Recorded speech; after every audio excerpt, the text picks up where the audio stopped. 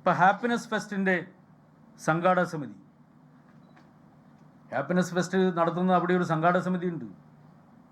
ആ സംഘാടക സമിതിയിൽ കൃത്യമായിട്ട് വരവ് ചെലവ് കണക്ക് അവതരിപ്പിക്കുന്നുണ്ട്. ആ സംഘാടക സമിതി യുടെ ഭാഗമായിട്ട് ഫൈനാൻസ് കൈകാര്യം ചെയ്തതിന് വേണ്ടി പ്രത്യേക സംവിധാനമുണ്ട്. അതിൻ്റെ ഭാരവാഹികളാണത് കൈകാര്യം ചെയ്യുന്നത്. ആ സാമ്പത്തിക കാര്യങ്ങൾ സ്പോൺസർഷിപ്പിലൂടെയാണ് കണ്ടെത്തുന്നത്. വരവ് ചെലവ് കണക്ക് അംഗീകരിക്കുന്നുണ്ട്. അംഗീകരിച്ച വരവ് ചെലവ് കണക്ക് ഓഡിറ്റ് ചെയ്യുന്നുണ്ട്. എല്ലാ കാര്യങ്ങളും കൃത്യമായി ചെയ്യുന്നുണ്ട്. ഇതൊന്നും അറിയാത്ത ആളാണോ ടി കെ ഗോവിന്ദൻ മാഷ്? അറിയാത്ത ആളല്ലല്ലോ. പക്ഷെ അതിൻ്റെ മേലെ ഒരു പുകമറ ഉണ്ടാക്കാൻ വേണ്ടി ശ്രമിക്കുക. പാർട്ടി സംസ്ഥാന സെക്രട്ടറിയുടെ മകൻ സിനിമാ മേഖലയുമായി ബന്ധപ്പെട്ട് പ്രവർത്തിക്കുന്ന ആളാണ്. ഇപ്പോൾ സെലിബ്രിറ്റികളെയും മറ്റും കൊണ്ടുവരുന്നതിന് സ്വയം സന്നദ്ധമായി സഹായിക്കുന്ന ഒരാൾ അദ്ദേഹത്തിൻ്റെ പേര് പോലും വലിച്ചടച്ചുകൊണ്ട് പുകമറ ഉണ്ടാക്കാൻ വേണ്ടി ശ്രമിച്ചതെന്തിനാ?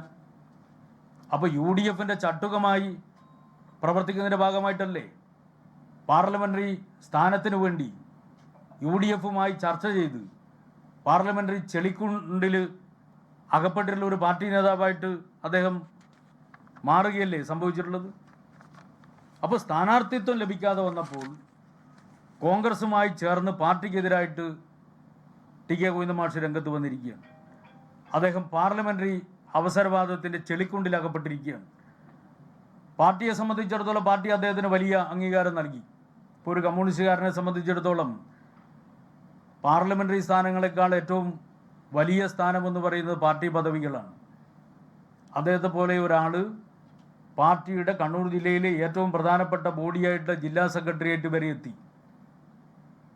ഒരുപക്ഷെ അദ്ദേഹത്തെക്കാളും കഴിവുള്ള ആളുകൾ വേറെ ഇല്ലാത്തതുകൊണ്ടല്ല, പലർക്കും പല സമയത്തും അവസരം കിട്ടുകയാണ്. പാർട്ടിയുടെ ജില്ലാ സെക്രട്ടേറിയറ്റ് അംഗം വരെയായിട്ട് അദ്ദേഹം മാറി. ഇപ്പോൾ ഏറ്റെടുത്ത സ്ഥാനങ്ങളോ, പരിയാരം മെഡിക്കൽ കോളേജിൻ്റെ ചെയർമാനായിട്ട് അദ്ദേഹം പ്രവർത്തിച്ചു. തളിപ്പറമ്പ് കാർഷിക വികസന ബാങ്കിൻ്റെ പ്രസിഡൻ്റായിട്ട് 3 തവണ പ്രവർത്തിച്ചു. കേരള ക്ലേസ് ആൻഡ് സിറാമിക്സ് അതിൻ്റെ MD ആയി അദ്ദേഹം തുടർച്ചയായി പ്രവർത്തിച്ചു. ചെയർമാനായിട്ട് തുടർച്ചയായിട്ട് പ്രവർത്തിച്ചു. അതുപോലെ ഹാൻവീവിൻ്റെ ചെയർമാനായിട്ട് ഇപ്പോൾ അദ്ദേഹം പ്രവർത്തിച്ചുകൊണ്ടിരിക്കുകയാണ്. ഇതിലധികം അദ്ദേഹത്തിന് എന്താണ് വേണ്ടത്?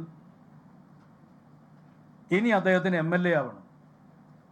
ഇങ്ങനെ പാർലമെൻ്ററി വ്യാമോഹമായിട്ട് ഒരു പാർട്ടി നേതാവ് നടക്കാൻ വേണ്ടി പാടുണ്ടോ? അങ്ങനെ നടക്കുമെന്ന് ആർക്കെങ്കിലും പ്രതീക്ഷിക്കാൻ കഴിയുമോ?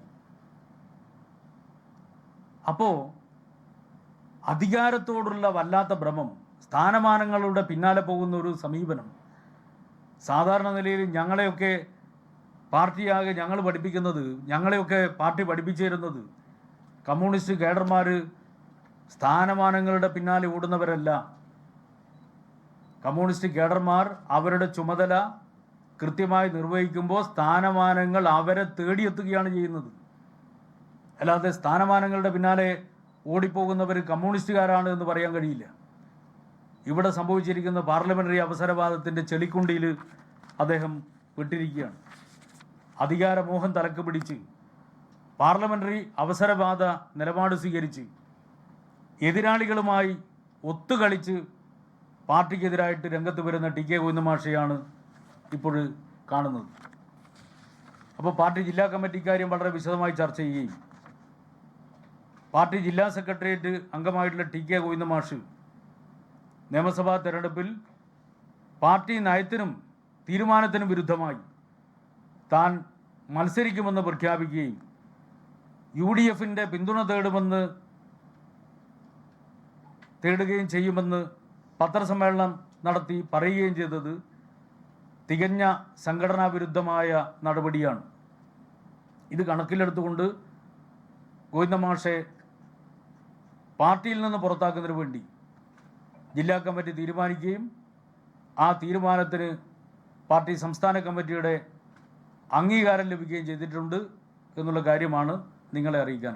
ലോകത്തെവിടെയായാലും ഏത് സമയത്തും 24 വാർത്തകളും ഓഗ്മെന്റഡ് റിയാലിറ്റി പാക്കേജുകളും എക്സ്പ്ലെയിനറുകളും വിശദമായി കാണാൻ ഞങ്ങളുടെ YouTube ചാനൽ നിങ്ങൾക്ക് സബ്സ്ക്രൈബ് ചെയ്യാം.